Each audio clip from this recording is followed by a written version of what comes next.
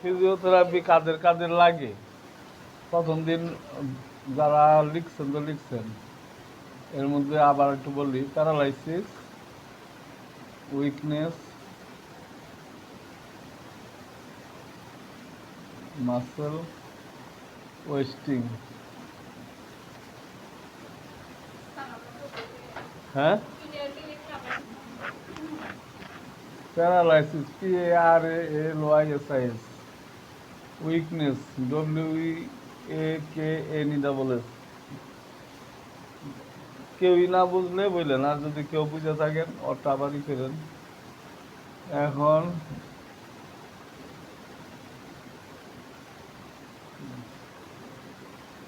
Joint muscle,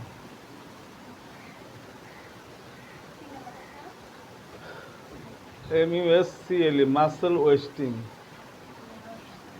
muscle পেশি শুকায় যাওয়া আর কি।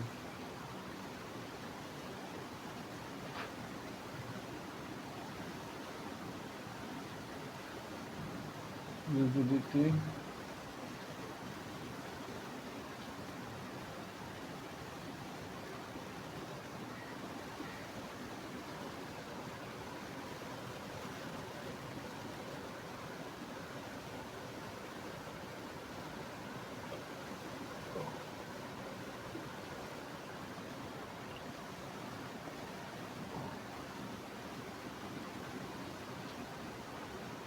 ফ্লাসিড। এই কয়টা শব্দ নিয়ে আগে আলাপ করি, পরে আবার অন্য কোনো। আচ্ছা, ওই দিনের ক্লাসটা শেষ করব, যেটা প্র্যাকটিক্যাল একটু দেখাইলাম না।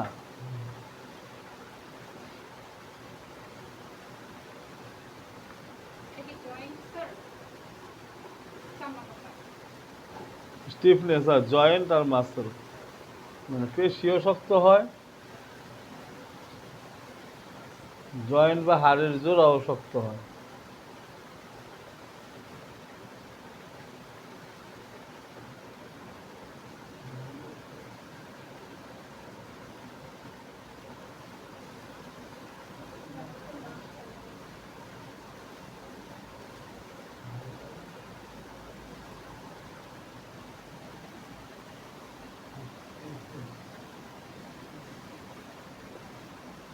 টোন অফ মাসেল অথবা টোন কি, এই কয়টা প্রত্যেকটা মুহূর্তেই ফিজিওথেরাপিস্টদের চোখের সামনে আসে।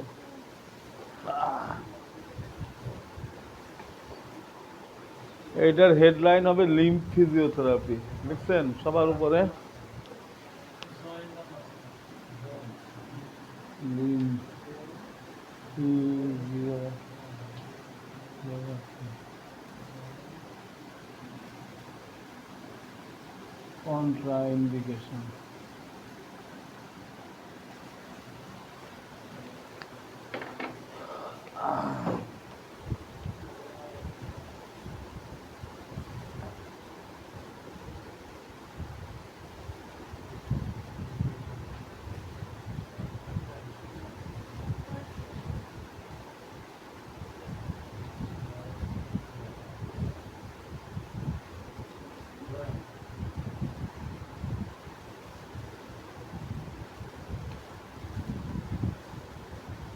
এই বাম পাশের 1 2 3 4, paralysis, weakness, muscle wasting, stiffness, joint আবার পেশি, এই কয়টা হয়েছে সবাই বুঝে। ওয়ার্ড বয়, ক্লিনার, খাওয়া বোয়া, রুগী, ছেলে মেয়ে সবাই, যা অবশ হয়ে গেছে, না যেতে পারে না, দুর্বলতার জন্যে, ক্ষমতা নাই, অল্প পারে না। হ্যাঁ, টোন অফ মাসেল, টোন শব্দটা বড় হাতের হবে, টোন অফ মাসেল। অথবা টোনটা কি, এই জিনিসটা হইল এক ধরনের ফর্মুলা বা সূত্র। ফিজিওথেরাপি করার আগে সবার আগে দেখতে হয় এই সমস্যা আছে, কিন্তু এই সমস্যার সর্বশেষ জিনিস যে একবারে নড়বড়া নাকি একবারে নড়বড়া না উল্টা আবার শক্ত। নর্মাল হইলে থেরাপি লাগবে না, হয় শক্ত না হয় নরম, অতিরিক্ত নরম নাহলে স্বাভাবিকের চেয়ে শক্ত, ওইটা হলো টোন। ওই যে ওখানে চিহ্ন দিছি না যে প্রেসক্রিপশনে কীভাবে লেখা থাকে, ইনক্রিজ টোন অথবা অ্যারো দেওয়ার নিচে ডিক্রিজ টোন। এই মাসেলের টোন কমা বা বাড়া উভয় ক্ষেত্রেই ফিজিওথেরাপি লাগে। এই কয়টা হলো পুঁথিগত কথা, বই পুস্তকের কথা, আর ওই কয়টা হলো বাস্তব জীবনের কথা। প্র্যাকটিক্যালি যে সমস্যাটা আসে ওইটাকে আলোচনা করা, ওইটার চিকিৎসা করা, ওইটার ধরাধরির ভিতরে ওই যে রিজিডিটি, স্পাস্টিসিটি, ফ্লাসিডিটি এগুলো খেয়াল করা। তো এগুলো প্রেসক্রিপশনে অনেক সময় লেখা থাকে, অনেক সময় লেখা থাকে না। হ্যাঁ, এখন লিম্ফ ফিজিওথেরাপি একদম প্রথম দিনের প্রথম 10 মিনিটের কথা বললি, মনে করে দিই। আপার লিম, লোয়ার লিম, হাত এবং পা। একমাত্র প্যারালাইসিস হইলে এক হাতে এক পা অবসর, ব্রেন স্ট্রোক অথবা মাথায় আঘাত, সড়ক দুর্ঘটনা, ব্রেন ইঞ্জুরি, 4 হাত পা হইতে পারে, 1 হাত 1 পা হইতে পারে।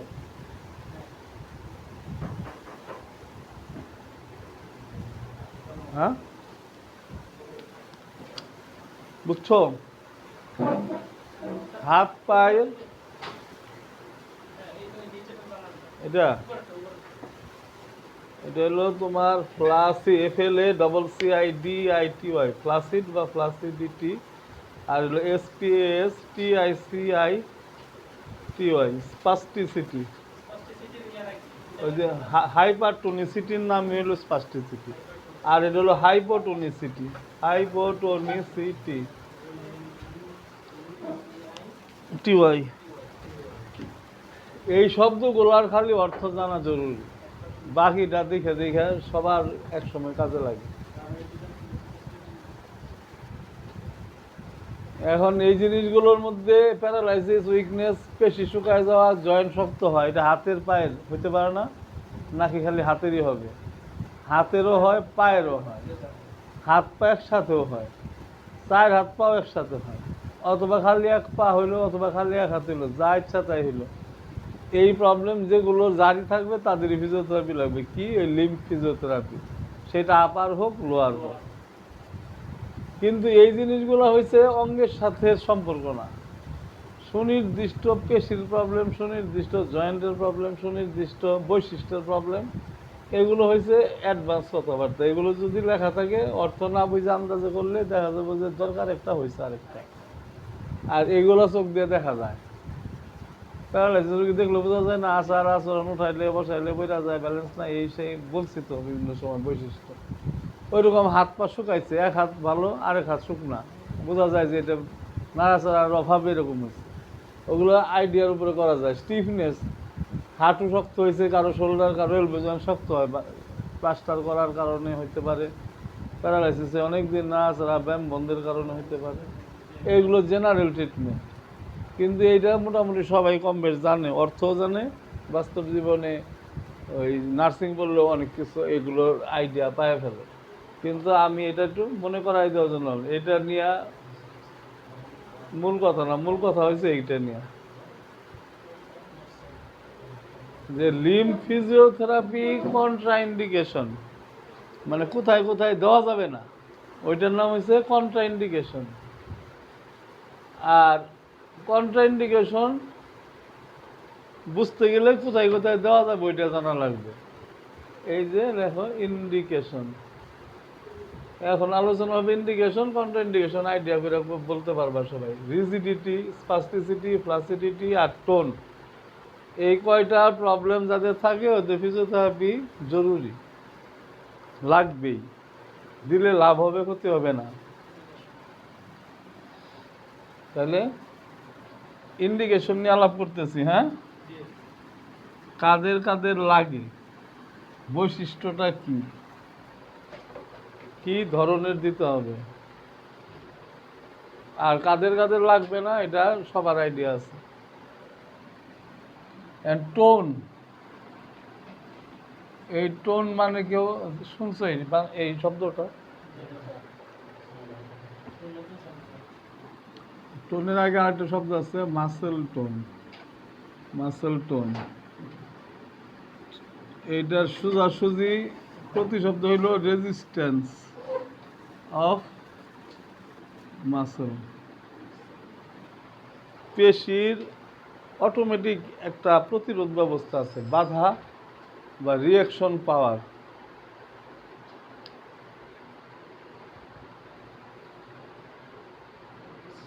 একজন একটু দাঁড়াও, তুমি একটু দাঁড়াও, দাঁড়াইয়া হাতটা গায়ে দাও, মানে ফুল হাতা শার্ট না, না এইদিকে একটু দেখো সবাই। না যেমনি এই যে পেশিতে আমরা যে চাপ দেই, হ্যাঁ, অটোমেটিক এর ভিতরে বোঝা যায় যে এটা শক্ত না নরম না, এটা আলাদা। ঠিক এটা এখানে ঠিক আছে দেখে এই মুভমেন্টটা সহজে করতে পারলাম। কিন্তু এই জায়গায় চাপ দিলে যদি দেখা যায় যে একবার লড়বড়া, মানে ওটাকে বলা হয় যে ডিক্রিজ টোন, তখন এই নাড়াইতে গেলে লড়বড়া নড়বে বেশি। তদ্রূপ এটা যদি শক্ত হয়, নাড়াইতে গেলে দেখা যাবে এর বেশি আর ভাঁজ হয় না, অথবা এই দিকে আর নেওয়া যায় না। এখন এটা কিন্তু জয়েন্টের দোষ না, সবার বেশি বোঝা যায় যে আমার পেশিটা ঠান্ডা না গরম, শক্ত না নরম, এটা পুরাটাই আইডিয়া। আর যার শক্ত চাপ দিলে দেখা যায় যে এখানে টাইট টাইট, এইটুক মানে যারা এই সাধারণ মানুষ সেবা যত্ন করে এরাও বুঝতে পারে। কিন্তু ওই জিনিসটার ইংরেজি শব্দ হলো যে মাসেল টোন, যে পেশিটা ধরলে বোঝা যায় এটা স্বাভাবিক নাকি একদম তুলতুলা নাকি একটু টাইট টাইট লাগে। তো একটু টাইট টাইট হওয়া মানে হয়েছে ইনক্রিজ টোন। এইটারই আর একটা প্রতিশব্দ হলো স্পাস্টিসিটি। ইনক্রিজ হাই পারে কি জিনিস বাড়তি আর কি, প্রয়োজনের চেয়ে বাড়তি। আর আমরা স্বাভাবিক যে চলতেছে আর প্রত্যেকে হলো নর্মাল টোন, নর্মাল টোন, যার জন্যে আমাদের উঠতে বসতে নামতে হাঁটতে কারো কষ্ট হইতেছে না। যে এই নর্মাল টোনটা কইমা ডিক্রিজ হবে, এই যে সিঁড়ি দিয়ে উঠতে নামতে সিঁড়ি বাড়া যাবে না, লম্বা পথ হাঁটা যাবে না, হ্যাঁ, এই প্রবলেমগুলো আসে। দুর্বল উঠতে নামতে কষ্ট পাবে না, ওইটার একটা অন্যতম কারণ হতে পারে পেশি শুকাইছে, পেশি শক্তি কমছে, ওইটা বোঝা যায়। যার পেশি শক্তি কমছে ওর সকল ক্ষেত্রে কমছে, কিন্তু এই টোন যদি কমে তখন সুনির্দিষ্ট কিছু কাজ বেশি কষ্ট হবে, ওইটার নাম এই ডিক্রিজ টোন। তাহলে খালি টোন কি, পেশি যেমন বাধাগ্রস্ত, আমি টান দিলাম একটা জিনিস ছুটে আসলো, তার মানে ওইটা টোন কম। আবার টানলাম এমন শক্ত আমি আনতে পারতেছি না, তার মানে ওইটা যা টোন তার চেয়ে বেশি। দুইটাই প্রবলেম, ওই দুই প্রবলেমের জন্যই ফিজিওথেরাপি আছে, যে কারো হাত পা ছেড়ে দিচ্ছে, কারো হাত পা শক্ত হয়ে গেছে। এখন এটার অর্থ এই না যে জয়েন্ট শক্ত, লিগামেন্টের শক্ত, এসব না। এখন এই মাসেল টোনটা যখন কমে বা বাড়ে, এটা কন্ট্রোলড, মানে নিউরোলজি একটা বিষয়। নিউরোলজি, স্নায়ু রোগ বিশেষজ্ঞরাই এটা চিকিৎসাটা দেয়, নিউরোলজি ডিসঅর্ডার। সাধারণ ভাঙাচোরা না, প্লাস্টার না, না ছাড়ার অভাবে এরকম হচ্ছে তাও না। এখন এই টোন কইমা গেলে যে ফিজিওথেরাপি, এটা হচ্ছে ডাইরেক্ট ক্লিনিক্যাল ফিজিওথেরাপি, এটা ওই নিউরোলজির অধীন থেকে আসবে। ওই রোগীগুলা হলো সরাসরি রোগী, আর না খায়া খায়া শুকাই গেছে, জন্ডিস হয়ে পয়দা থেকে দুর্বল হয়ে গেছে, এগুলো হয়েছে যে উইকনেস, মাসল ওয়েস্টিং, এই ধরনের, যেটার কোনো ঔষধপত্র কিচ্ছু লাগে না, সাধারণ ওষুধের সাথে ব্যায়াম করলেই ঠিক হয়ে যায়। এক ধরনের পেশা আছে কেয়ার গিভার টিভার বাড়িছে, ওরা যেরকম ঔষধপত্র ডাক্তাররা দিতেছে, পাশাপাশি ব্যায়াম চালাইতেছে, ওইখানে কোনো সুনির্দিষ্ট রোগ ব্যাধির নীতিমালা সূত্র ফর্মুলা নাই। কিন্তু টোন কইমা যদি যায়, আর টোন যদি বাইরে প্যারালাইসিস বা পেশি শক্ত, পেশি ঠিক মতো কাজ করতেছে না, ওখানে হলো ফিজিওথেরাপি। এখন এই টোন হচ্ছে মাসেলের, হ্যাঁ, কি রেজিস্ট্যান্স, আর একটা হলো এই রিজিডিটি। রিজিডিটির ব্যায়াম সবচেয়ে মানে আন্দাজে মান্দাজে পেরে রুগীরে খারাপ বানায় ফেলে। রিজিডিটি কি এটা জানে না, মনে করে যে শক্ত হয়ে গেছে, ব্যায়াম করলেই সারবে। আর রিজিডিটির সূত্রটা কি, যেমন টোনের সূত্র হচ্ছে মাসেলের রেজিস্ট্যান্স, পেশি কতটুকু বাধা দিবে, টানার সাথে উঠে আসবে না, আবার অল্প টানে উঠবে না, আবার টানতেছে শক্ত, তা উঠতেছে না সত্যি করে। ওইটা হচ্ছে স্পাস্টিসিটি টোন, আর একটা হলো যে বললাম ফ্লাসিডিটি বা হাইপো কমে যাওয়া, এইটা এক ধরনের। আর রিজিডিটি যেটা আছে এইটার একটা সূত্র আছে, এটা লিখে রাখো, প্রাইম মুভার। এটা বাস্তব জীবনে দেখতে পারবা যে এই সমস্যা আছে। Prime mover,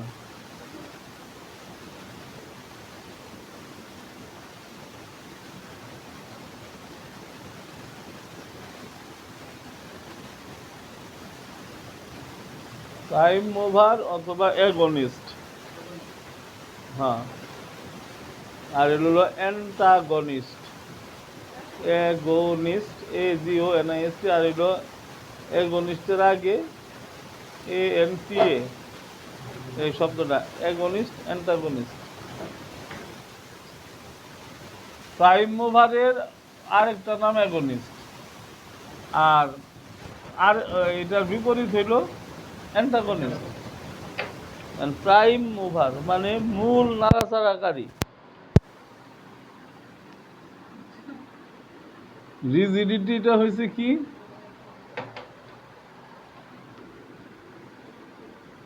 no matching of agonist and antagonist. No matching of agonist and antagonist, অথবা নো ম্যাচিং অফ না between agonist and antagonist.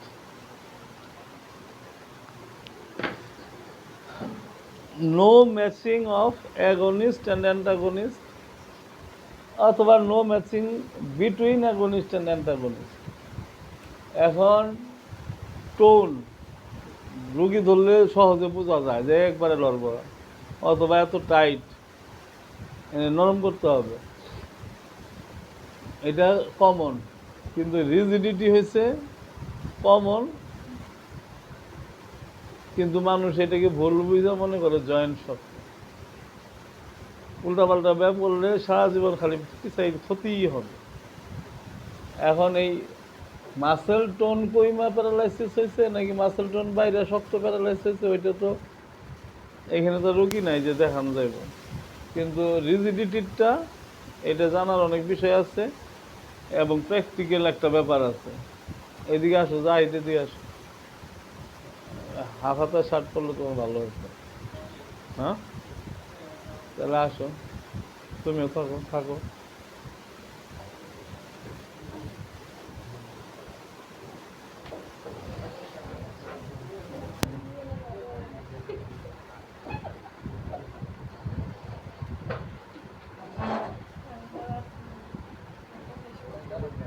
Against and antagonist.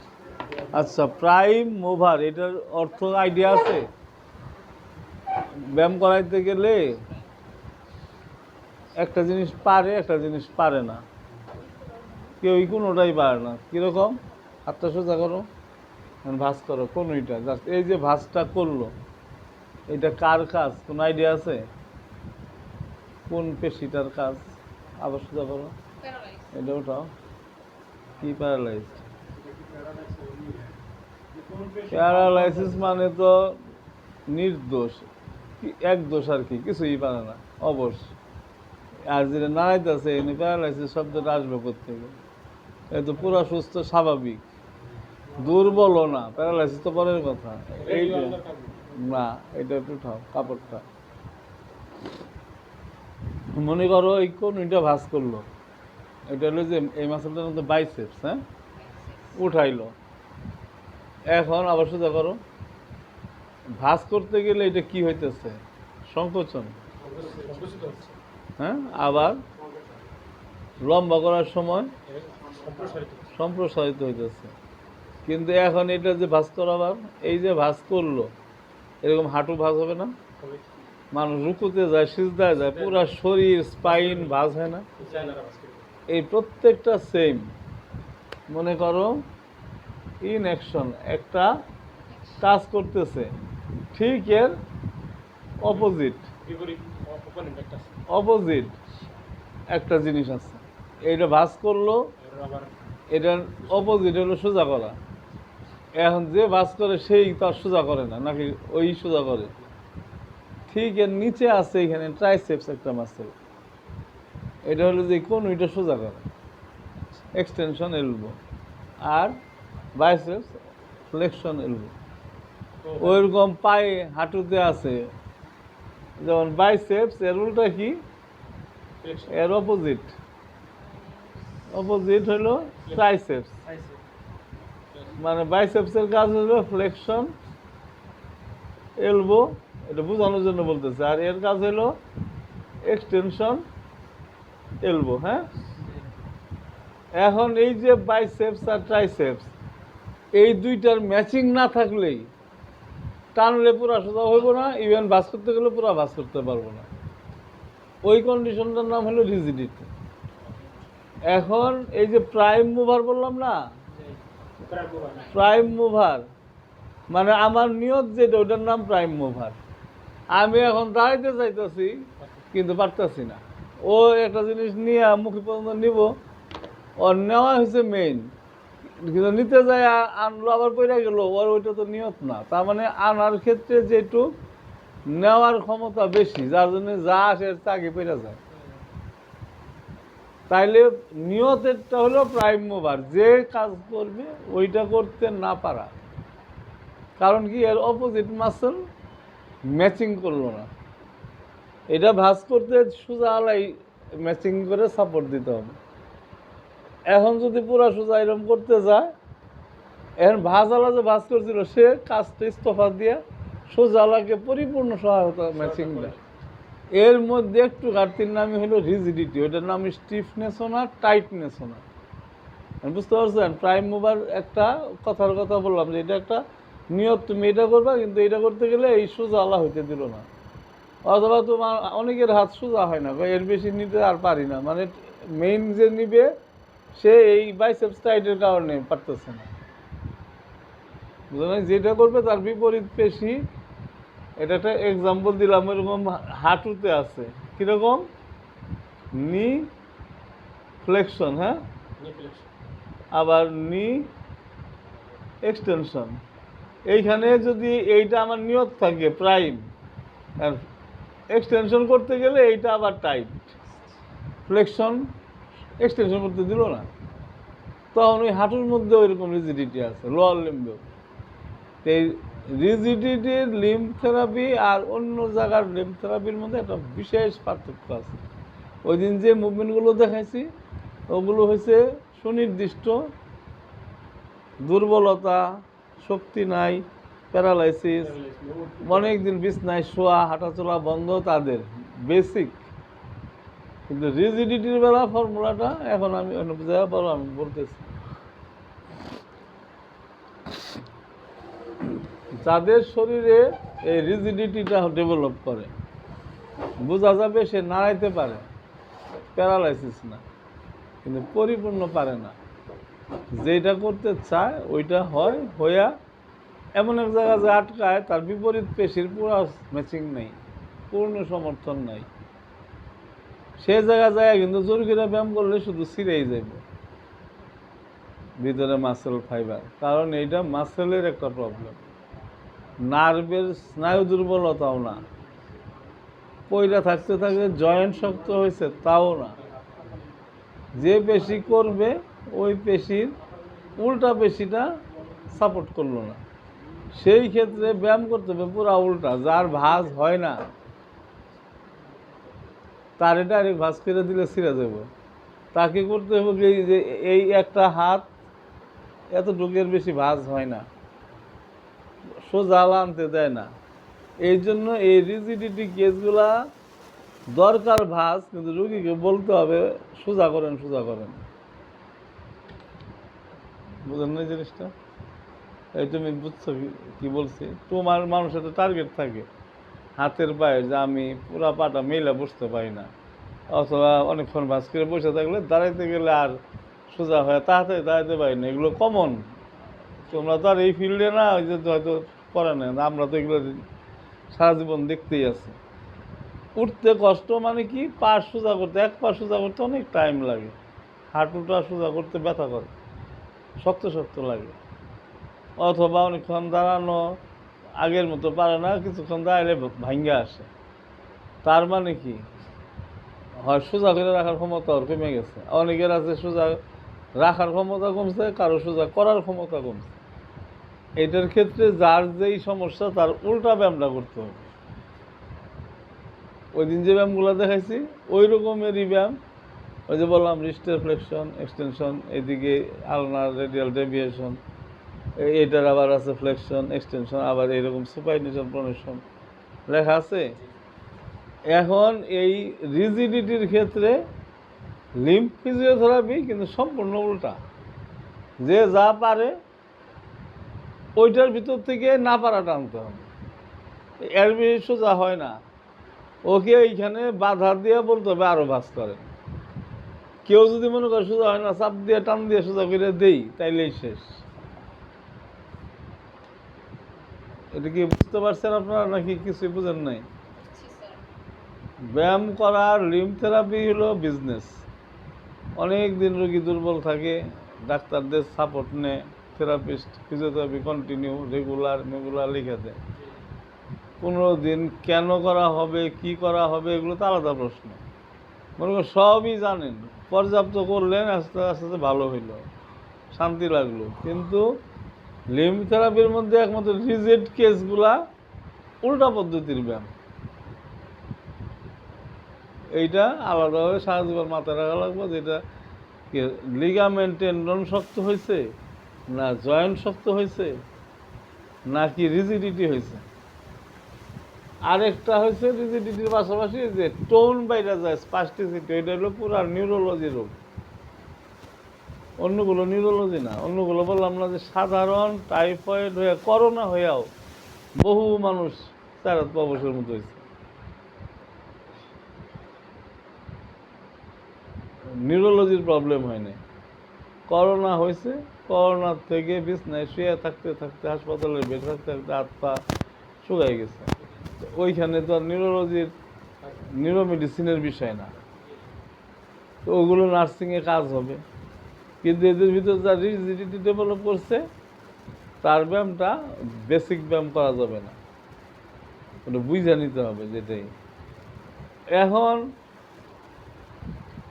Against antagonist বা কি করতে চায় ওইটা পারে না, এইটা বাংলা ভাষায় নিজেদের মতো করে লেখা রাখলে এইটা সহজ হবে মানুষের। যে যেটা করতে চায় সেটা করতেই ডিস্টার্ব, এবং সেটা যদি রিজিডিটি বা মনে হইতেছে যে একটা পেশি আরেকটা পেশিকে সাপোর্ট দেয় না, তখন ব্যায়ামটা প্রথম থেকে উল্টাটা করলেই কাজ হবে ইনশাল্লাহ। ওই যে আমরা নাক লাগানো ব্যায়াম দেখাই না, উইটা বসা পারে না, কারণ নাকি যে প্রথমে একটু মাথা নিচু উঠলো, আর একটু মাথা নিচু, পরে যায় বালিশ থেকে উঠলো। উল্টা পদ্ধতি না, এই রিজিডিটি ট্রিটমেন্ট হচ্ছে পুরো উল্টা। এখন শুধু ব্যায়ামের যে ফিজিওথেরাপি, ওইটার হেডলাইন হল লিম্ফ ফিজিওথেরাপি, যে কোথায় কোথায় লাগবে। এখন কি আইডিয়া হয়েছে? লাগবে না কোথায়, কন্ট্রা ইন্ডিকেশনটা আলাপ করি এখন। কন্ট্রা ইন্ডিকেশন, কন্ট্রা ইন্ডিকেশন শব্দের অর্থ কেউ জানেন? যেসব জায়গা প্রযোজ্য না, নিষিদ্ধ, দিলে ক্ষতি। এখন এই ব্যায়াম দেওয়া যাবে না কাদের, আইডিয়া করে বলেন, আপনি বলেন দেখি।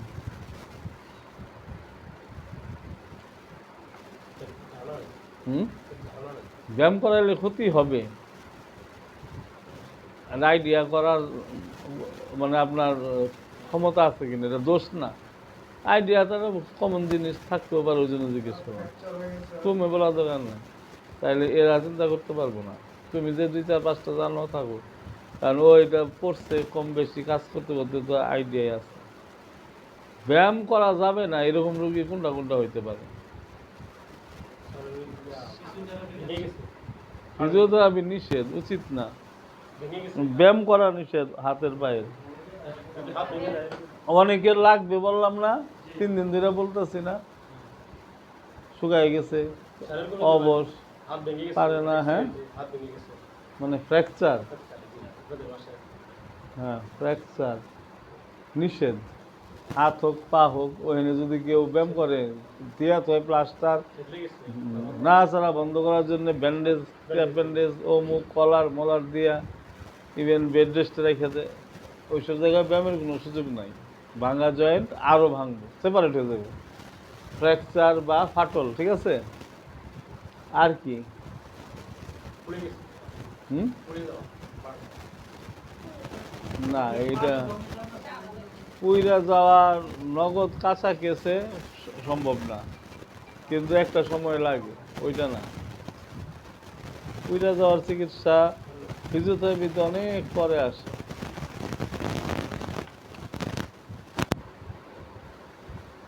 আর কোনো আইডিয়া নাই? বসকে একটা ঠিক আছে যাদের হিস্ট্রিতে আছে হাইপার টেনশন, মানে হাইপার টেনশন মানে কি? দুশ্চিন্তা, হাই প্রেশার। বেড়ে সার মার দিলাম হুম, হাই প্রেশারের ইংরেজি নাম হলো হাইপার টেনশন। মানে বিপি হয় না, ব্লাড প্রেশার বেশি। 3 নাম্বার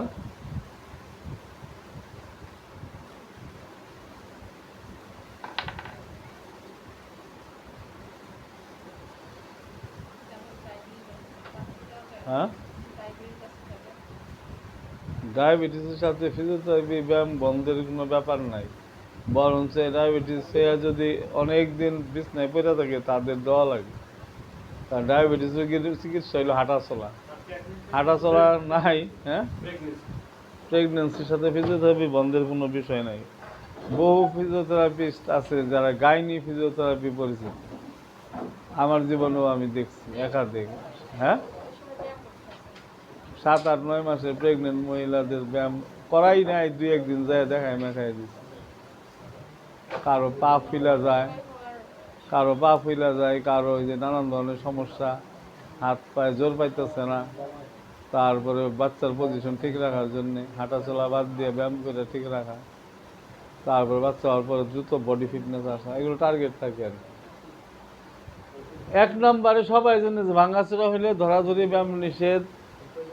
হাইপার টেনশন যাদের আছে, history of hyper tension, hyper tension history মানে স্ট্রিট আছে হিস্টোরি, মানে যাদের খোঁজ খবর নিলে যে প্রেশার টেশার বাড়ে বুঝেছি না। এর ভিতরে আবার কথা আছে স্কিন ডিজিজ, চরম স্কিন ডিজিজ আছে। ওই ব্যায়াম করাইতে গেলে থেরাপিস্টের যেরকম গ্লাভস পরলেই কাজ হবে তা না, ওর শরীরে স্কিন ডিজিজ দ্রুত ছড়াবে সার্কুলেশনের মাধ্যমে। বুঝেন নাই? ব্যায়াম করলে যে সার্কুলেশন হয়, কিছু কিছু রোগ আছে, ইভেন ক্যান্সারে একটা সময় থেরাপি লাগে কেমোথেরাপির পাশাপাশি, আবার আরেকটা সময় আছে ক্যান্সার দ্রুত স্প্রেড হয়ে যায় ব্যায়ামে, যাও বাঁচতে কয়দিন আগে মরে যাব। রক্ত চলাচল বাড়াই দিব, ক্যান্সারের জাম লাংসে, হার্টে, ব্রেইনে সব জায়গায় সমানে পৌঁছতে থাকবো 15 দিন, এটা 5 দিন। ক্যান্সারের পেশেন্টকে দেওয়া যাবে না হ্যাঁ, ক্যান্সারের পেশেন্টকে থেরাপি দেওয়া যাবে না যাইব। ক্যান্সারের এমন ফিজিওথেরাপি আছে, পায়ের গোড়ালিতে ব্যথা, ওখানে মেশিন দিয়ে আল্ট্রাসাউন্ড দিলে কাজ হইলে ভালো হইল, সারা শরীরের কোনো অ্যাকশন রিয়াকশন হইল না, লোকালি ট্রিটমেন্ট হইল। লিম থেরাপি না হোক, অন্য থেরাপি ক্যান্সার রোগীর দেওয়া লাগে নিয়মিত। আমাদের অধীনে এখনো আছে 2 জন যারা ক্যান্সার বাঁচার জন্য ফিজিওথেরাপি চালায় যেত, আর 5 জন ওই মানে যার ক্যান্সার আছে, ক্যান্সার বুঝছে আর কি। স্যার কেমন কি মেশিন দিবে তো স্যালাইন ইঞ্জেকশন যেভাবে দিচ্ছে আইভি, তাইলে এখন কি হইলো? ফ্র্যাকচার, এইটা স্কিন ডিজিজ, মাত্র ক্যান্সার, আর একটা হলো কি অনেক বইয়ে লেখা ফিভার, জ্বর, আসলে ফিভার না, এটাকে বলা হয় PYREXIA, পাইরেক্সিয়া। ইংরেজি শব্দ হলো ইনক্রিজ টেম্পারেচার, মানে তীব্র জ্বর, তাপ। পাইরেক্সিয়া এই ধরনের থাকলে হিস্টোরি, রোগী যতই অর্ডার হোক থেরাপিস্টের উচিত না অনুযায়ী ব্যায়াম বুম করা, কারণ ডাক্তার তো লিখে দিয়ে গেছে আগের রাতে কন্টিনিউ ফিজিওথেরাপি। এটা কথার কথা। সকালবেলা মাঝরাত থেকে জ্বর বাড়তে বাড়তে এমন হয়েছে, তাইলে তার লাভ না হয়ে সেলুলার ক্ষতি হবে। ঠিক আছে, এইগুলো মৌলিক জিনিস। এই কয়টা জিনিস বাইচা চলা ভালো। এরপরেও আরো অনেক কথা আছে। রোগী একদম নিস্তেজ নিস্তেজ হয়েছে, ডিহাইড্রেশন হয়ে গেছে, তারপরে চরম জয়েন্টের কন্ডিশন ভালো না, হাড় ক্ষয় টয় এরকম আছে না, দিয়েছি তো জয়েন্ট ইফিউশন। ইফিউশন মানে জানো? ইফিউশন মানে হইলে জয়েন্ট ফিলা যে যায়, পানি জমে কয় না, পায়ের পাতা ফুলছে, হাঁটু ফুলছে, ওইটার নাম আর কি। চরম চরম জয়েন্ট যদি ইফিউশন খোলা থাকে, হ্যাঁ,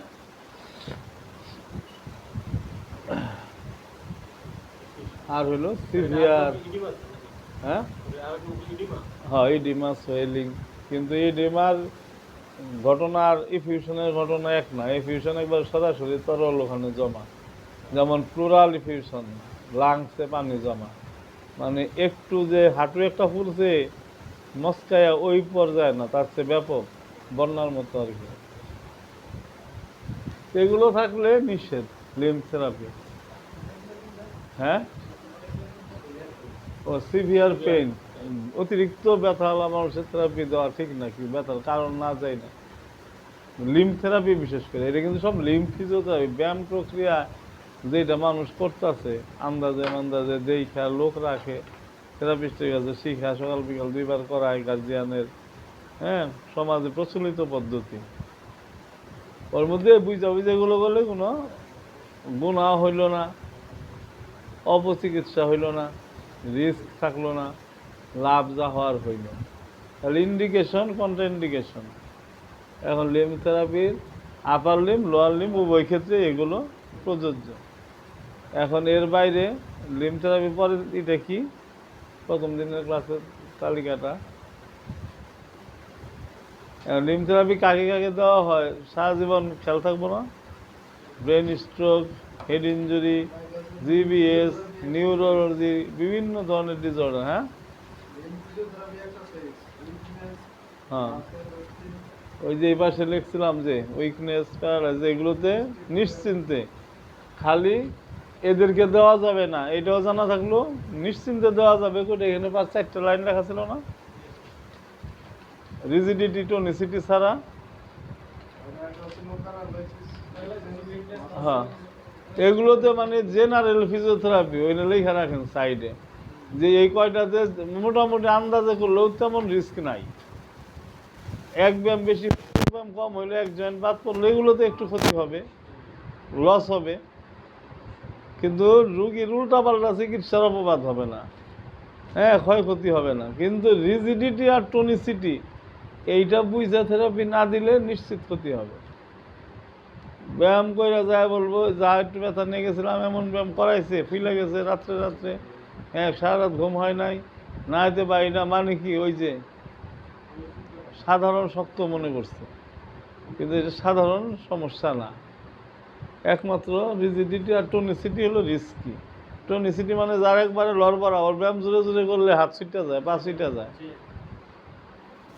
বেশিরভাগ রোগীর হাত পা ছিটা যায় ফ্ল্যাসিড প্যারালাইসিসের। মানে ফ্ল্যাসিড মানে হচ্ছে যে ডিক্রিজ টোন, ছেড়ে দিচ্ছে।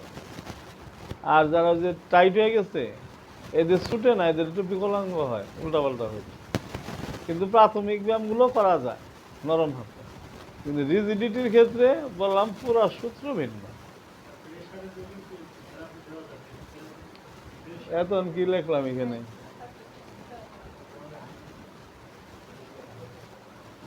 তাইলে এখন লিম্ফ থেরাপি হয়েছে 12 আনা সেবা প্রচলিত, ওয়ার্ডে ওয়ার্ডে, কেবিনে কেবিনে। আপনি কি আমার সাথে একমত? হাসপাতালে যায় দেখেন, নিউরোসায়েন্স, ঢাকা মেডিকেল স্ট্রোক ইউনিটে কিছুই না, ওষুধ একদিন দিল, 15 দিন চললো, ফিজিওথেরাপি হয়তো 2 বার করে 15 দিন চললো, এবং সব লিম্ফ ফিজিওথেরাপি। সাথে ওই যে বসানোর ব্যালেন্স, যার ব্যালেন্স কম, দাঁড়ানোর ব্যালেন্স, ধৈর্য হাঁটানো, ওয়াকার দিয়ে হাঁটানো ইত্যাদি। তাইলে লিম্ফ ফিজিওথেরাপির কমন, নিউরোলজিতেই বেশি।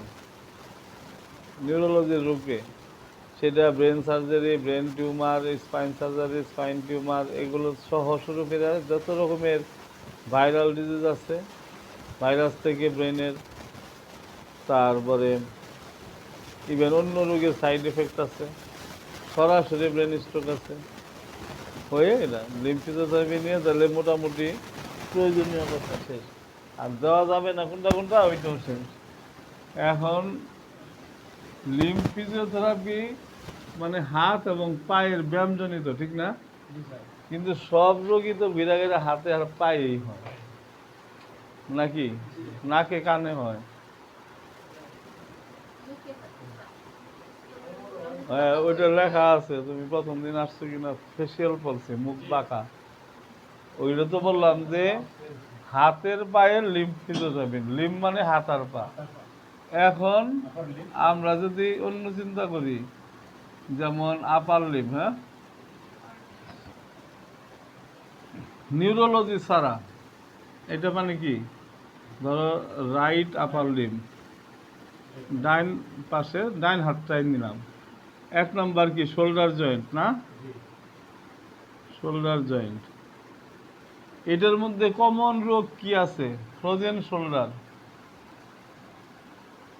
ফ্রোজেন শোল্ডার, ফ্রোজেন, এটা জেড, ঠিক আছে। তারপরে আছে ক্যাপসুলাইটিস, অ্যাডহেসিভ ক্যাপসুলাইটিস,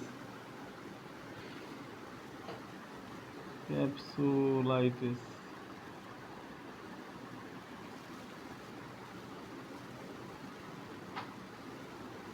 টেন্ডোনাইটিস।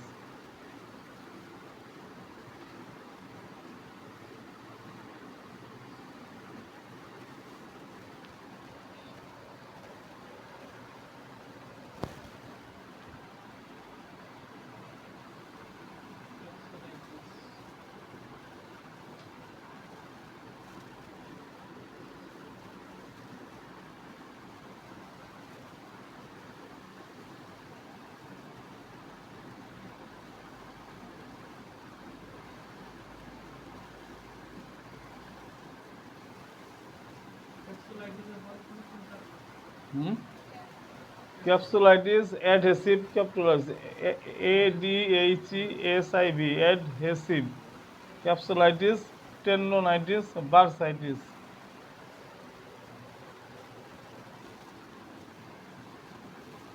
আর হলো পোস্ট অপারেটিভ ফ্র্যাকচার।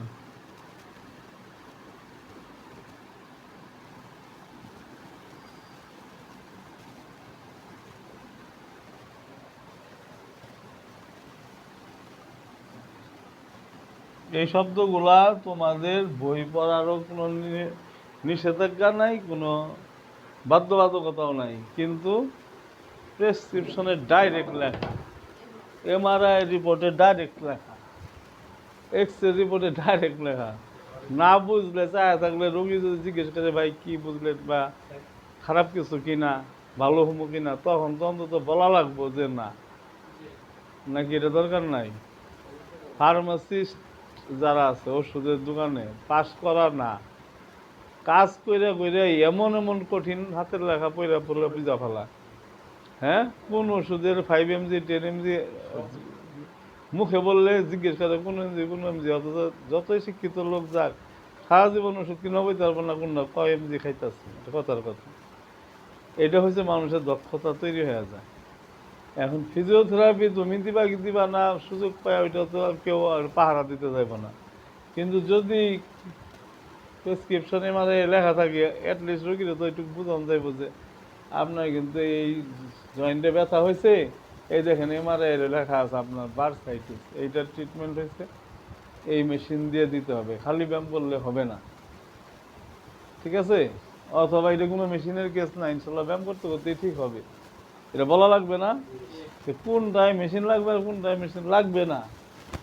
এইটা মানুষের বলার পরে হলো উনি সিদ্ধান্ত নিবে। অথবা এসে বললো যে আমার যা যা লাগে যেভাবে ভালোভাবে করেন, তাহলে একটা সততার ব্যাপার আছে না, বুঝতেছি না। এখন এগুলো থাকে লেখা, এইটুকু জানা থাকলে অন্তত পক্ষে ফিজিওথেরাপি রিলেটেড ভুলটা হবে না। যেহেতু জিনিসটা জানা, এই জিনিসটা কোনটায় কি করতে হবে একটু জানলেই তো মোটামুটি প্রাথমিক হইল। মানুষ যদি এক্সপার্টের কাছে নিজ জ্ঞানে না যায়, অথবা এলাকার ভিতরে চিনে জানে মানুষ ভালো মনে করতেছে যে ও নার্স, থেরাপিও পারে, তাহলে ঠিক আছে, ওর কাছে কয়টা দিন করি, ভালো হইতে হতে পারে। কিন্তু জানা থাকতে হবে কি, আপার লিম্বের ওই লিম্ব থেরাপি না, ওই যে ওইসব ব্যায়াম, এটা ওইসব ব্যায়াম না যেটা দিয়ে প্যারালাইসিস চলে, দুর্বল চলে, মাসেল ওয়েস্টিং চলে, হ্যাঁ, তারপরে পেশি শক্তি কমছে, শুকাইছে, ওগুলো হচ্ছে জেনারেল ব্যায়াম হাতের পায়ে। আর এটা যেমন শুধু একটা শোল্ডার জয়েন্টের ডিস্টার্ব, প্যারালাইসিসও না, অফিসও করে, ব্যবসাও করে, বেশ কিছুদিন ধরে ব্যথা, 2 কেজি তুলতে পারে, 4 কেজি পারে না, শার্ট খুলতে পারে, পড়তে পারে না, পড়তে পারে, খুলতে পারে না, হেল্প লাগে, এরকম আছে না? সুনির্দিষ্ট আপার লিম্বের শোল্ডার জয়েন্ট নিয়ে একবারে মৌলিক যে কাজগুলা আমরা করি দৈনন্দিন সব থেরাপি সেন্টারে, হাসপাতালে, ফিজিওথেরাপি ডিপার্টমেন্টে। 1 নম্বরে শোল্ডার জয়েন্ট, যেহেতু উপরে এটা নিয়ে একটু কথা বললাম, এর ভিতরে এই কয়টা জিনিসই লেখা থাকে।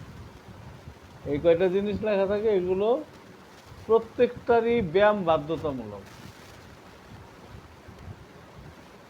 খালি একটা জায়গায় এই যে বললাম কন্ট্রাইন্ডিকেশন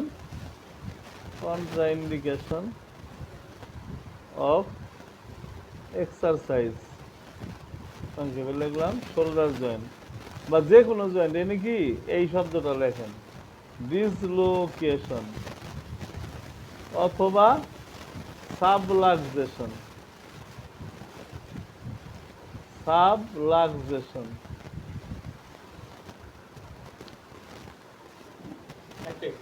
হ্যাঁ,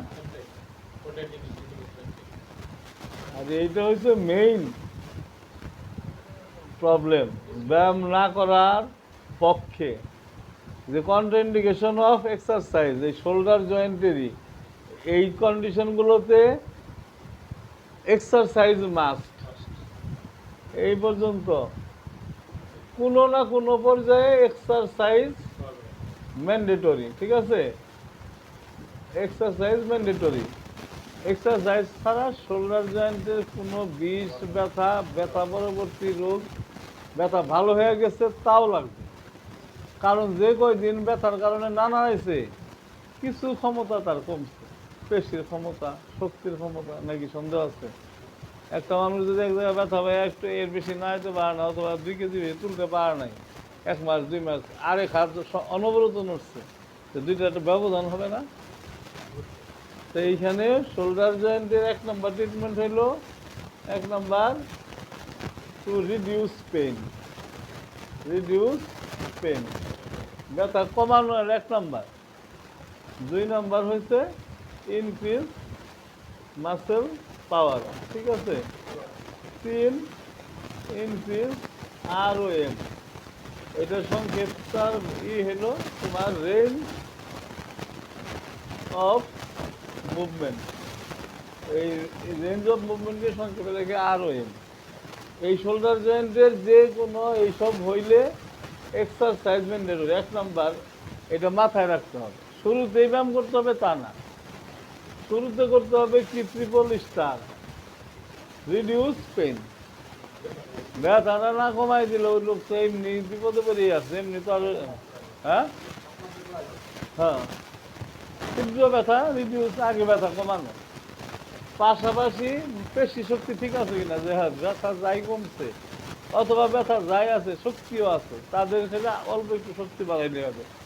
ব্যথার চোটে না হইতে পারে না, আবার আমি হাতে জোরই পাই না, এরকমই হয় অনেকদিন না নাড়াইলে, তখন টার্গেট থাকে যে ডাবল স্টার মনে করেন, গুরুত্বপূর্ণ।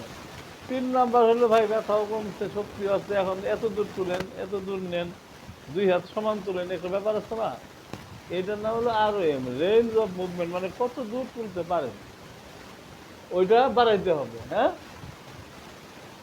কিভাবে বাড়াইতে হবে? এই যে এক্সারসাইজ ম্যান্ডেটরি। এখন এক্সারসাইজের প্র্যাকটিক্যালটা দেখাবো। তাইলে শোল্ডার জয়েন্ট সংক্রান্ত সমস্যা কি, এগুলো থাকবে রিপোর্টে। এগুলো আলাদা আলাদা সংজ্ঞা আছে, কিন্তু সংজ্ঞা আছে না, এক একটার উপরে 4-5 পৃষ্ঠা করে আছে। অ্যানাটমি, ফিজিওলজি মিলাই আছে।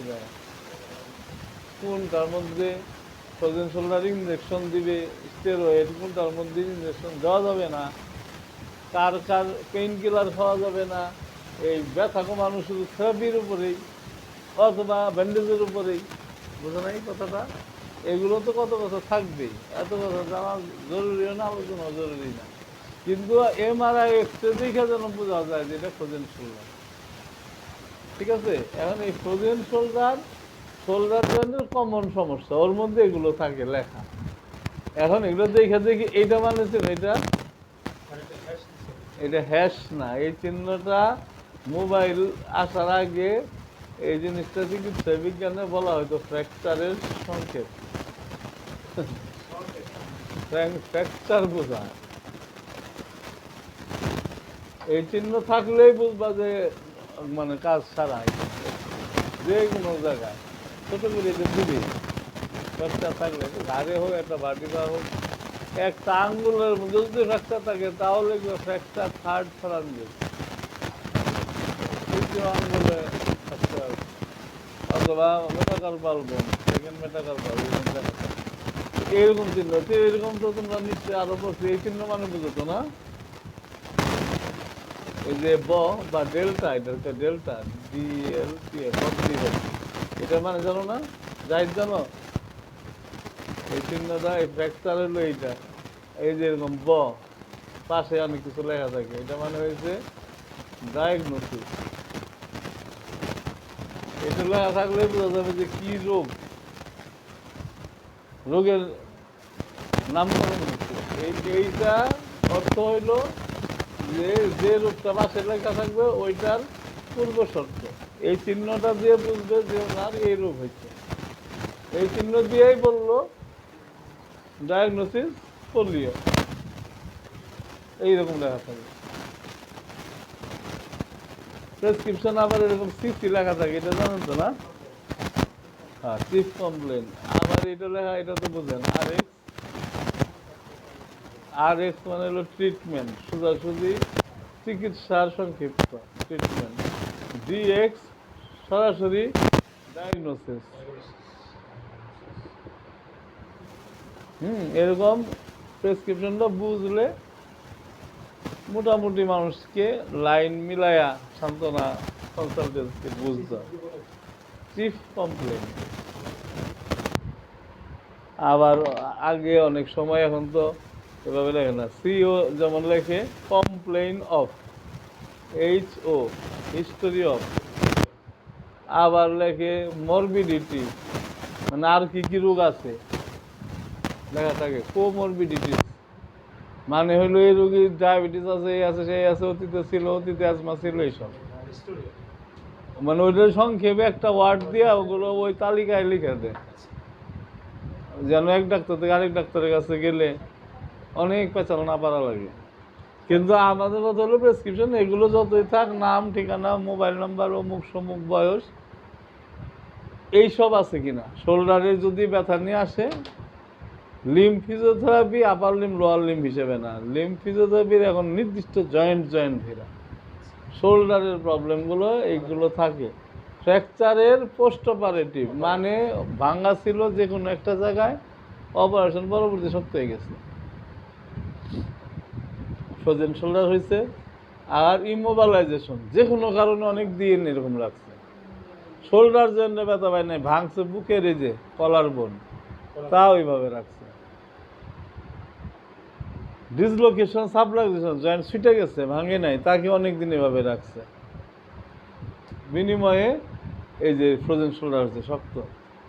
খালি তাই না, আরেকটা কমন জিনিস, এটা দেখার সুযোগ সবসময় হয় না, মেয়েরা দেখলে দেখতে পারে, ব্রেস্ট ফালায় দেয় অপারেশনের নাম জানেন কেউ? অনেক ধরনের সার্জারি থাকে না, কেউ দাঁত ফালায় দেয়, একটা নড়ছে, কেউ এইখানে এমন ভাঙা ভাঙছে হাত কাইটা ফালাই দিচ্ছে, এগুলো তো পঙ্গুত্ব।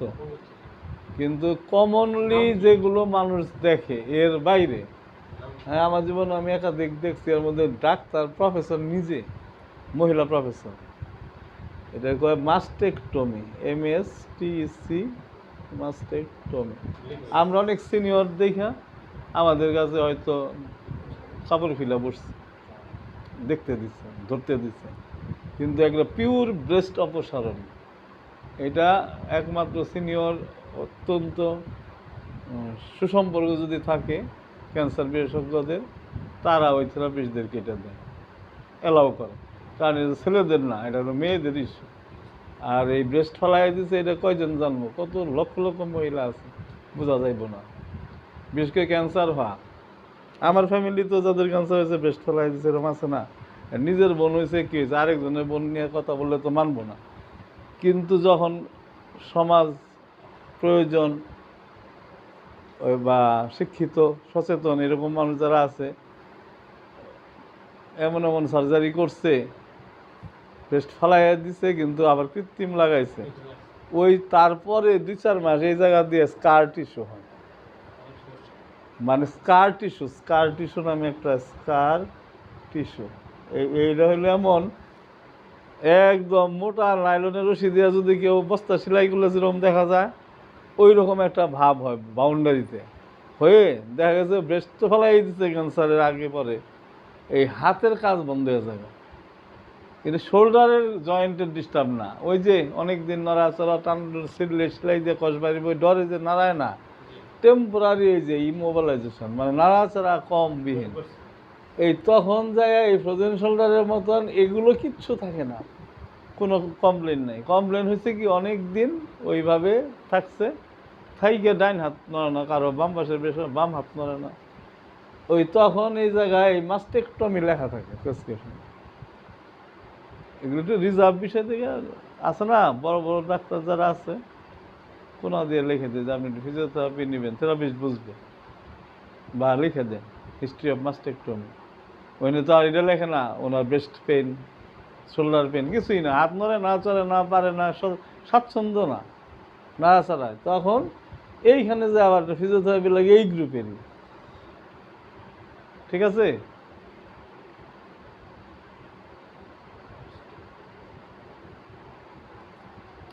তাহলে এটা মানে কি ব্রেস্ট অপসারণ লেখান, মাস্টেকটমি। হ্যাঁ, আর স্কার টিস্যু, আর্টিফিশিয়াল লাগানো।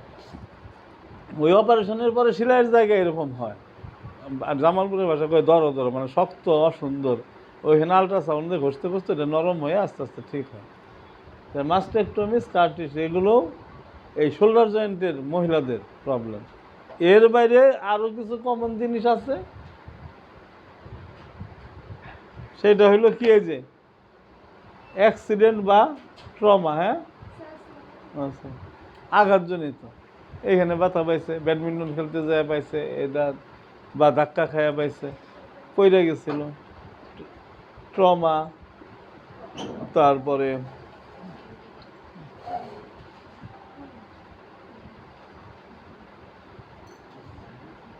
পাস্ট হিস্টোরি, ছোট সময় বা জীবনে যে কোনো এক সময় টানটুন লাগছিল, এই কয়টা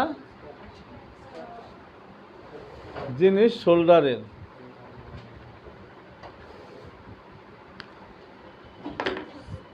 শোল্ডার জয়েন্টের প্রবলেমের আগে পিছে এখানে একটা শব্দ লেখা ছিল, মুছে ফেলছি, ম্যান্ডেটরি এক্সারসাইজ আগে হোক পরে হোক লাগবে থেরাপি দিতে গেলে, শুধু মেশিন দিয়ে হিট দিয়ে ছেড়ে দেওয়া যাবে না, কারণ মুভমেন্টের মাধ্যমে যেটা আসার ওটা মুভমেন্টেই আসবে, জয়েন্টের যে আরও রেঞ্জ অফ মুভমেন্ট, তারপরে টাইটটা লুজ হওয়া,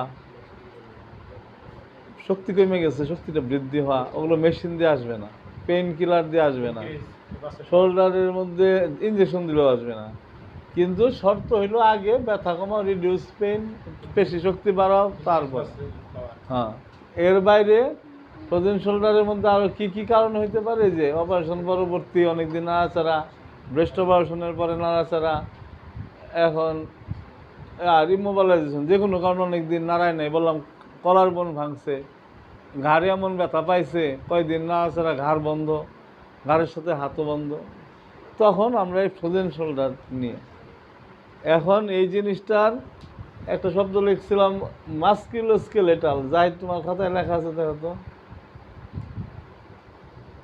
নিউরোলজি, অর্থোপেডিক, মাস্কুলোস্কেলেটাল, এরকম দেখো নাকি লেখো নাই? প্রথম দিন এসে খালি বসে বসে দেখছো, শব্দ লেখা আছে মাস্কুলোস্কেলেটাল।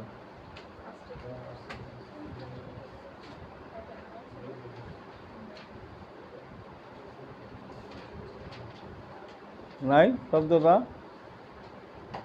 প্রথম ক্লাস কে করছে? হ্যাঁ,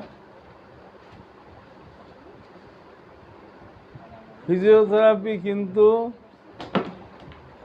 যে যে লাইনে চাকরি করতেছে কিনা আমি জানি না, করলে ভালো, আর নাইলে পরে করলে তাও ভালো, কিন্তু ফিজিওথেরাপি রুগী কিন্তু থাকলে আবার চাকরিও লাগে না। এক রুগী 30 দিন, 50 দিন, 15 দিন ট্রিটমেন্ট নেয়, পুরা 1 মাস চাকরির যে বেতন 1 ঘন্টা এটা হয়। সুবিধা আছে না? সুবিধার সাথে অসুবিধাও তো আছে। শোল্ডার জয়েন্টের কেস, যে ব্যায়াম, যে কেসের যেটা নিষেধ, যেটা উচিত ওইভাবে দিলেশন ভালো হইব। নাইলে যদি একটা মানুষের হাত ডিস্টার্ব হয়ে যায়, আর যদি জানে যে তোমরা এই 6 মাস 1 বছর এসব করে এই কাজ করছো, তখন তো আর ছাড়বো না। ধরবো, বিপদে ভালো লাগবে তা না, বাই চান্স ফালাইও। আমার মোবাইল একটা আছে, যাই দুটো বাড়ি করে দাও তো। আমার যে স্যার, মানে আমি সিআরপিতে ভর্তি হয়েছি ফার্স্ট বেসে 94-এ অক্টোবরের 24 তারিখে আমি রিটার্ন পরীক্ষা দিয়েছিলাম, আমার খেয়াল আছে। দিয়া 25 তারিখে গেছি বান্দরবান, সাতকানিয়া বিডিআর ট্রেনিং সেন্টারে। 12 দিন পরে বেড়ায় আইসা দেখি টিকছি, কথার কথা। তারপরে হয়েছে ক্লাস শুরু 95-এর 8ই জানুয়ারি। কত বছর আগে? 95 থেকে 25, 31 বছরের বেশি। তখন যারে প্রথম স্যার হিসেবে দেখছি ডাক্তার আব্দুর রহমান। কালকে রাত্রে মেসেজ আসছে, 10 তারিখ গেছে না কালকে, জেল খাইতে বাইরেছে, মানে ডাইরেক্ট আমার স্যার। আর আমরাই তো পরে স্যার হয়ে রিটায়ার হয়ে গেলাম, তাহলে আমাদের স্যার বয়স কত বুঝো। 95-এ উনি আমাদের ক্লাস নিচ্ছে। কিসের 60? আমরা যখন ছাত্র তখনই তো স্যারের বয়স 60 বা 50-এর কাছে, 50-এর আশেপাশে তো শিওর। আর 31 বছর যুগ হইলে কত হয়? শুধু একটা বেআইনির কারণে মোবাইল কোর্ট ধরে নিয়ে যায় জেল খাটাইয়া সিলেটের রেফার করছিল, ওখান থেকে ছাড়া পাইছে। এটা লজ্জার ব্যাপার না, এটা আমি আমার বন্ধু বান্ধবের কপালে এরকম আসছে আমি জানি, কারণ এরা একটা ভুল পথে গেছিল। এটা বলার অর্থটা কি জানো? আমি কমফোর্টে আছি 26 বছর, সিআরপিতে শিক্ষকতার চাকরি করছি 2 বছর, সমরিতা 1 বছর। সমরিতা থেকে কমফোর্ট আমাকে নিচ্ছে, কিনেই নিচ্ছে। হ্যাঁ, না না, পান্থপথে যেটা ছিল এখনো আছে। এই যে একটু সবাই একটু পড়ো, তাহলে মুখের কথায় তো বিশ্বাস হয় না, দেখলে ইমান পাকাপুক্ত হয়। খালি ডেটটা দেখো, হেডলাইনটা দেখো, হিস্ট্রিটা দেখো। আমি তারেকেরই স্যার, তাহলে এর মধ্যে আরো 30টা ব্যাচ আমার নিচে বাড়িছে না? সবার জন্য এটা অনুকরণীয়, কারণ এক শ্রেণীর থেরাপিস্ট ডিপ্লোমা করছে বা বিএসসি করছে, ডাক্তার লেখা, বিশেষজ্ঞ লেখা, অমুক লেখা, এই স্যারের নিষেধ করা হয়েছিল। এখন তো আমার পরের গুলা, আমার সঙ্গীর গুলা বাদি দিছে, কিন্তু দিল এই ইনি ফাইসা যায়। আরও ভবিষ্যতে আর এই ভুল করবো না। অনেক দিন ধরে বলতেছে যে আন্দাজে ডাক্তার লিখবেন না, লিখবেন না, লিখবেন না। গত 4 মাস ধরে প্রজ্ঞাপন জারি হয়েছে।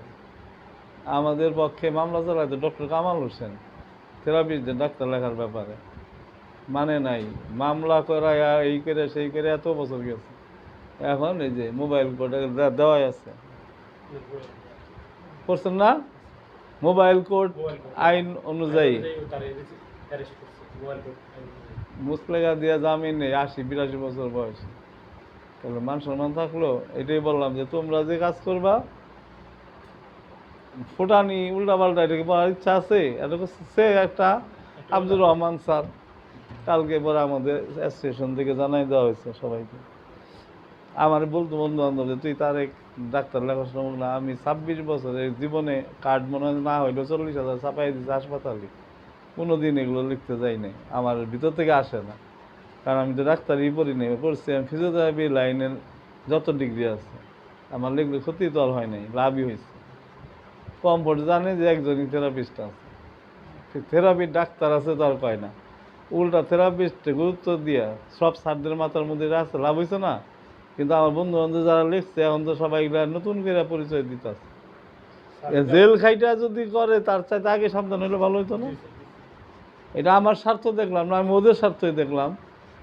জামিনে কেস কুস হইয়া হাসপাতাল বন্ধ, সেন্টার বন্ধ। এরকম আইনের মধ্যে মেডিকেল আইন আছে, মেডিকেল জুরিসপ্রুডেন্সি আইন, চিকিৎসা আইনেও ঘাপলা হইলে শাস্তি আছে। তো এখন শোল্ডার জয়েন্টে কেউ যদি যায়া এই জিনিস না বুঝা ব্যায়াম শুরু করে আগে, কারণ আমার মুখ দিয়েই তো বলতেছে ব্যায়াম ম্যান্ডেটরি। আমি তোমাদেরকে বলতেছি না যে শোল্ডার পেইন হইলে ব্যায়াম ম্যান্ডেটরি। জাহিদ জানো ম্যান্ডেটরি মানে কি? ম্যান্ডেটরি শব্দটার অর্থ জানো?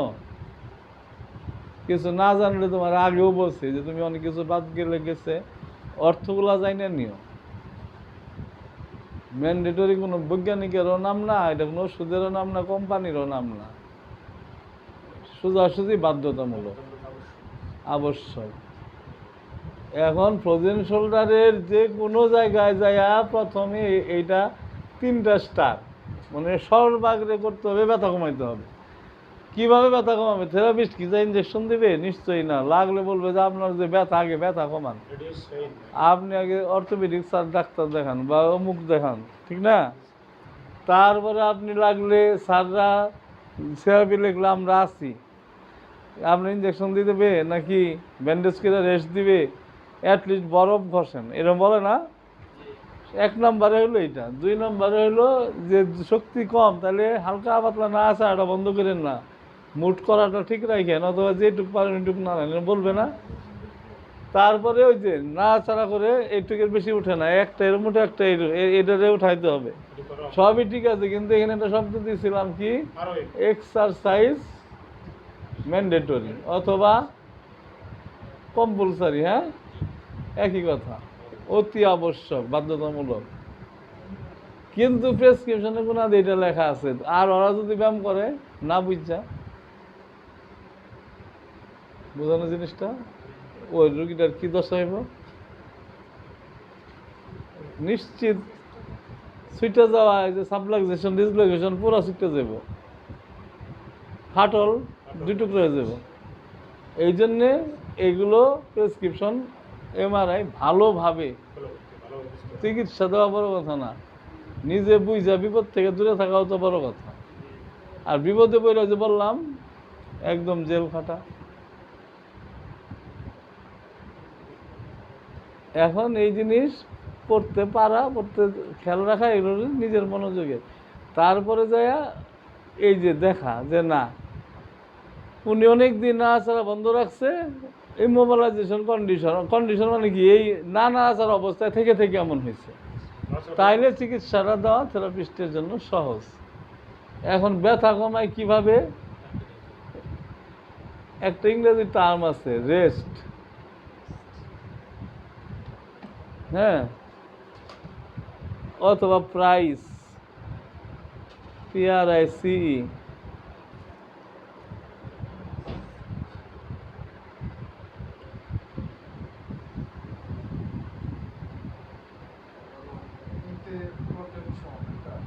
হ্যাঁ, পিতে প্রোটেকশন, রেস্ট, আইস, আইস আইস, সিতে কম্প্রেশন, আর ইতে হইল এলিভেশন। এলিভেশন মানে উঠে দিকে উঠাইতো। এখন এই যে এই প্রাইস মানে এগুলো এইভাবেও থেরাপিস্ট 2-4 দিন পার করতে পারে। 1 নাম্বার। 2 নাম্বার হলো অবস্থা বুঝা ব্যবস্থা। ব্যথা কমলো, ব্যথা নতুন করে বাড়লো না, প্রোটেকশন দিল, যে ব্যান্ডেজ ব্যান্ডেজ পেরে থাকলো, কলার পেরে থাকলো, তারপরে কি দিল,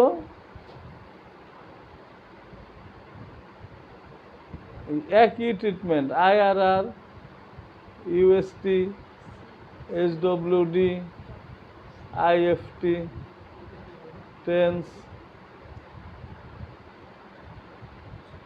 আইস pack.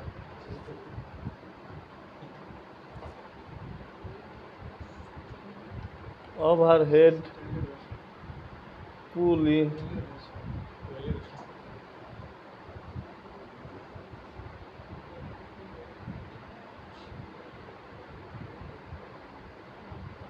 Self exercise, passive range of movement, resistant, ROM। এটা হলো একদম পূর্ণাঙ্গ চিকিৎসা। এর মধ্যে কারোর জন্য এটা আর এটা, কারোর জন্য এই সবটা, কারোর জন্য এইটা আর এটা, অথবা কারোর জন্য খালি এইটা, কারোর জন্য এইটা এটা এটা 3 পদের ব্যায়াম, সাথে শুধু এটা। মানে দেখলেই বোঝা যাবে যে কার কি। কারো পেশি শুকাইছে ওর একরকম, কারো ব্যথা বেশি ফোলা বেশি তার একরকম, কারো ব্যথা এমনই কম খালি একটু টান লাগে পিছনে নিতে মানি ব্যাগ বাই করতে, তার জন্য তার অনেক কিছু লাগবে না, লাগবে অবস্থা বুঝে ব্যবস্থা। ব্যথা বেশি না নাড়াচাড়া বন্ধ হয়ে গেছে, নাকি ডাইন হাতটাই শুকাই গেল পিঠ সহ গর্দান সহ, দেখা টোটাল এই কয়টা ট্রিটমেন্ট এই শোল্ডারের মধ্যেও আছে। ডাইন হাতের শোল্ডারেও যা, বাম হাতের শোল্ডারেও যা। এগুলো কনুইতে বা এলবোতে আছে, রিস্টে আছে, তারপরে হাঁটুতে আছে। কয়টা বাজে?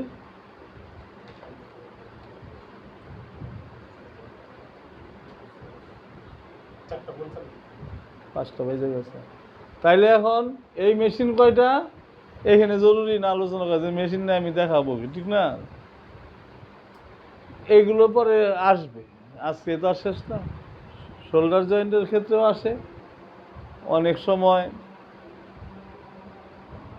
ঘাড়েরও কিছু সমস্যা আছে, যেটা ঘাড় এই জয়েন্ট সহ, তো পরে সুযোগ হইলে দেখাবো। এই যে এখানে যাই আছে প্যাসিভ রেজিস্ট্যান্ট সেলফ, এই এক্সারসাইজ, সেলফ এক্সারসাইজ মানে নিজে নিজে ব্যায়াম শিখাই দেওয়া, এইটা আবার করাই দেওয়া। প্যাসিভ মানে করাই দেওয়া অন্য কেউ, সেলফ মানে নিজে নিজে করা। লাস্টে হইল নিজেও পারে, করাইয়া দিলেও কোনো সমস্যা নাই।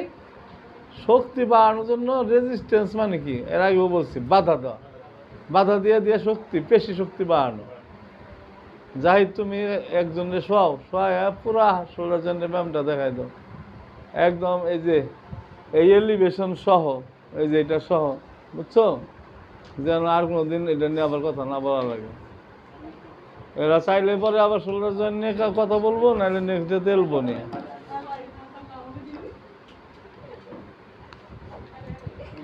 এই যে কোনো একজন এখানে এই দুইটাই লাগাও, এই দুইটা একসাথে করো।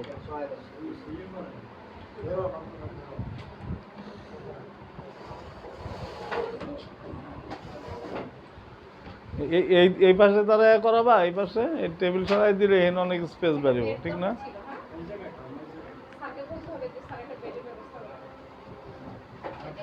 হ্যাঁ, সরাই দেয় ওই যে সাইড দিয়ে দাঁড়াবা, এই দুইটা লাগাবে না।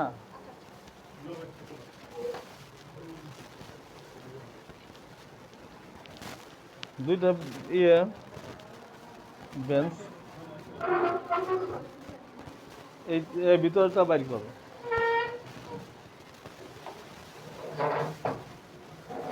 এটা একটু নাও না,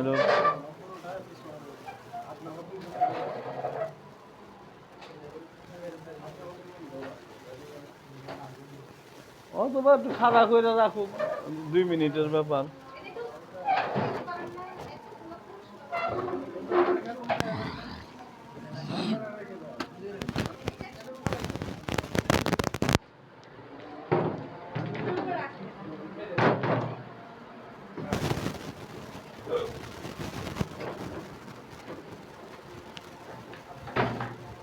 যে কোনো একজনের মোবাইল দিয়া ভিডিও করে এইটাতে তো আসবো না, সুনির্দিষ্ট লোকেশনে আসবো না। আরে আসবো না, কিছু কিছু জিনিস আছে এই পাশে চিপাই ফেলে দেবো।